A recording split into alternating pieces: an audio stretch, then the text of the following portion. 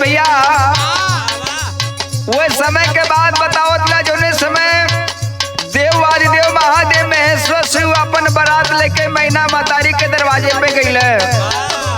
और जब उनके दरवाजे पे गईले तो मैना मातारी देख के अपने आप के कोसत ही कैसे दुल्हा के रूपवा देखी करे रोवे मैना मातारी हो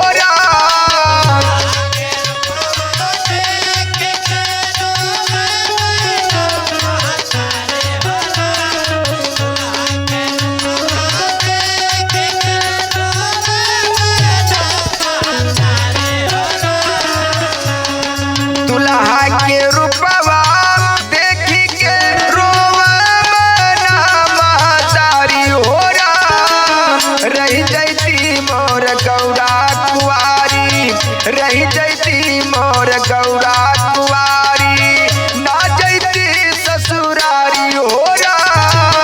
रही जैती मोर गौरा कुवारी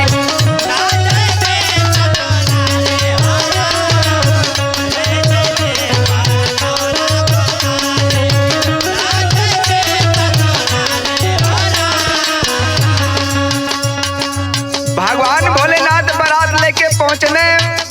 गांव घर के लोग देखत बाटे कि कौन पगलेट आ गल बा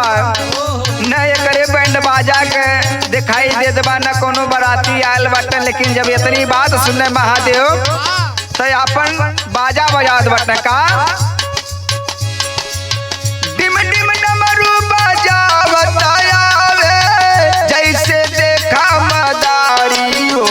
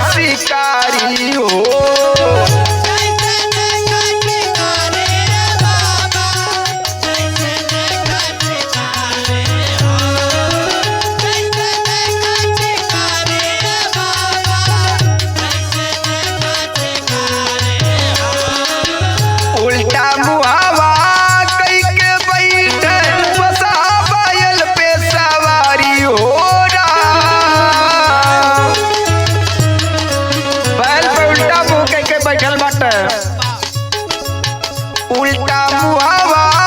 कई के बैठे बुढ़वा पायल पे सवारी हो रही जैती मोर गौरा कुंवारी रही जैती मोर गौरा कुंवारी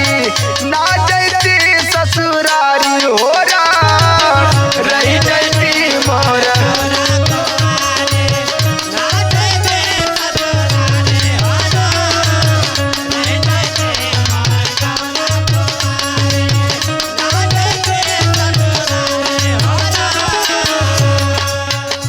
भगवान भोलेनाथ अपन लगने बाजा बजावा डमरू और उनकर त्रिशूल देख के सब डरा गए आधा गाँव में बेहोश हो गए कहने कि पहले के बाराती लोग हमें तो बढ़िया से एकदम सज धस के में कौन पगलेट आयल बा।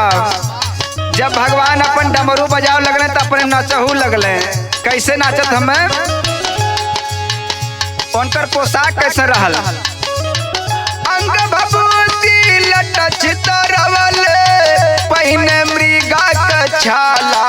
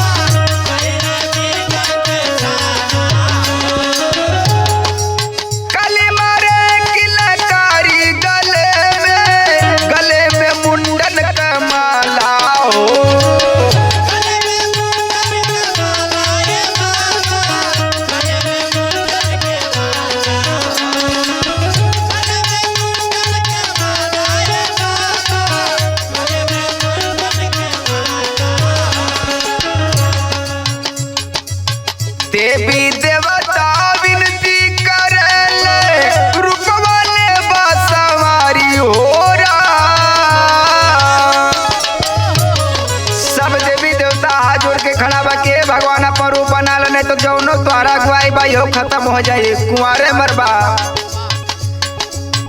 देवी देवता विनती करे रूपवा ले बासवारी हो राम रही जैसी मोर गौरा कुंवारी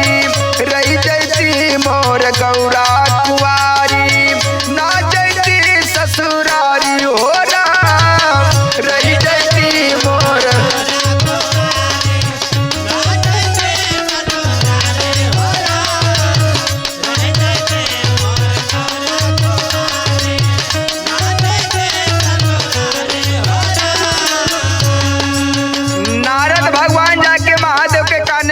हे भगवान अगर अबो सपन रूपना सर्वाती सदिया ना होई कैसो कैसो तोहार अगुवाई भइल। जब शादी वाली बात आई तो महादेव अपन रूप बदलना कैसे